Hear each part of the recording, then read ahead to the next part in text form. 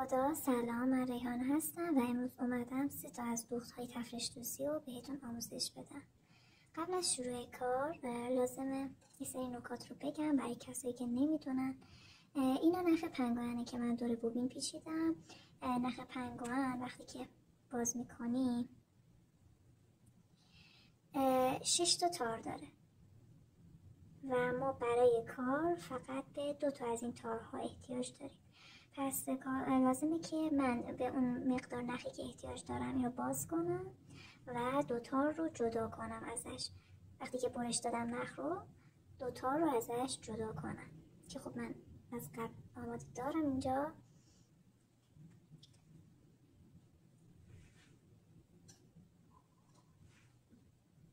این 2 تا تار ما با این 2 تا تار کار میکنیم. یه سوزن گلدوزی هم احتیاج داریم که سر گردی داشته باشه. خب من طرف بلند نخم رو گره میزنم. دقت کنید که گره باید یه گره درشت باشه، چرا که این پارچه گونی بافت پارچه با منافذ درشته و اگه شما گره ریزی ایجاد کنید نختون در میاد. پس تا جای ممکن یه گره درشت ایجاد کنید. خب بهتره که برای شروع کاملا از کنار کار شروع نکنیم. مثلا حدوداً توی این فاصله خوبه برای اینکه هم به پایین شروع کنیم هم از این طرف.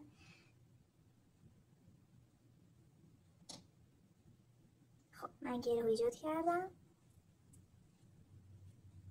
از پشت کار من از داخل یکی از این منافذ از یه خورده پایین تر شروع میکنم، چون که با خودکار کشیدم از این پایین واضح تره. از داخل یکی از این منافذ سوزن رو خارج میکنم.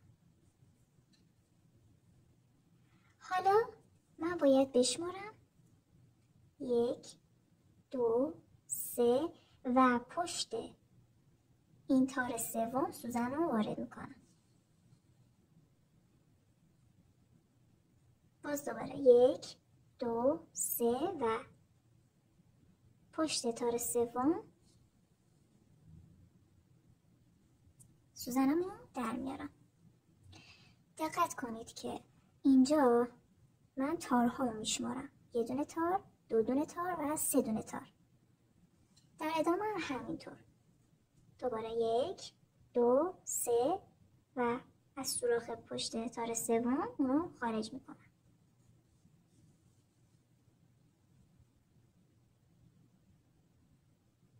توی تفرش دوزی سایز شلال ها خیلی اهمیت داره و باید دقت کنید که دقیقاً هم سایز هم دیگه باشن.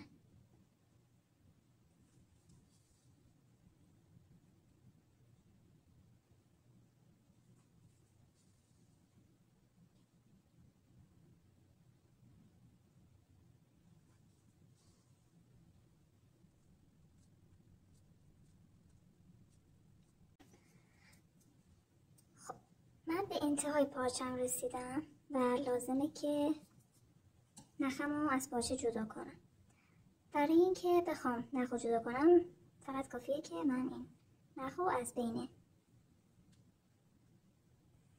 دوخت‌های پشت پارچه چند بار رد کنم.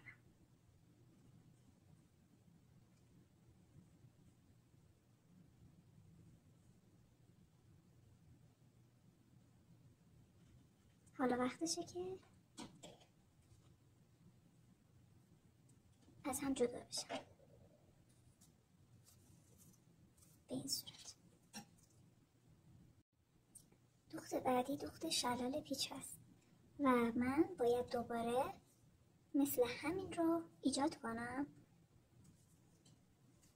کافیه که من 6 تا تار بشمارم و بیام پایین 1 2 3 4 5 6 و دقیقاً تو سوراخی که من این بالا اولین بار سوزنم رو در آوردم 6 تا پایین ترم باید دوباره از پشت سوزن رو در بیارم.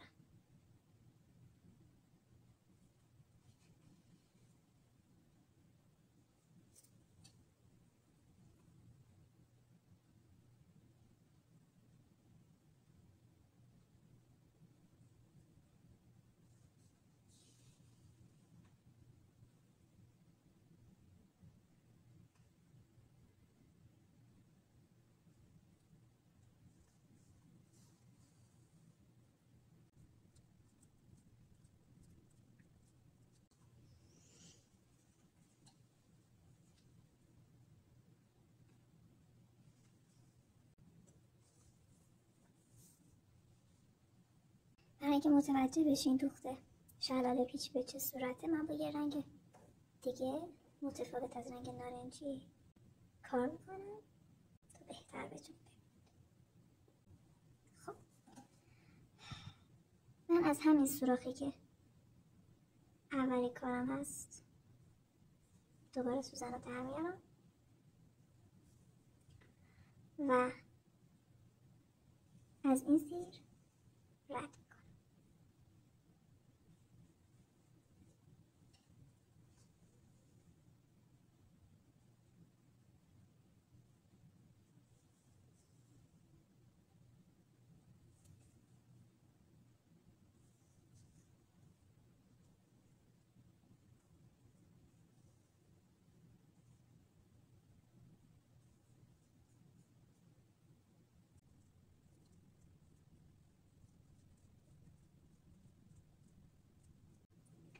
و از این سوراخ آخرین سوراخ سوزن رو در به این شکل. به میگن شلال پیچ. بازم باید محکم کاری پشت کار انجام بدم که خیالم راحت شه، سوزن نخم در نمیاد.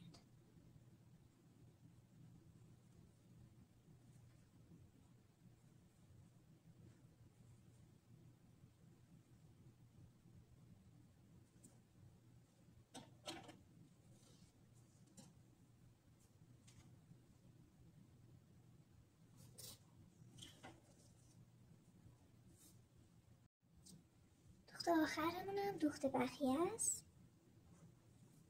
باز من 6 تا دونه تار میشمارم و پشت ششمین تار سوزن رو میارم بیرون. از این طرف هم 3 تا دونه تار جلو میرم. حالا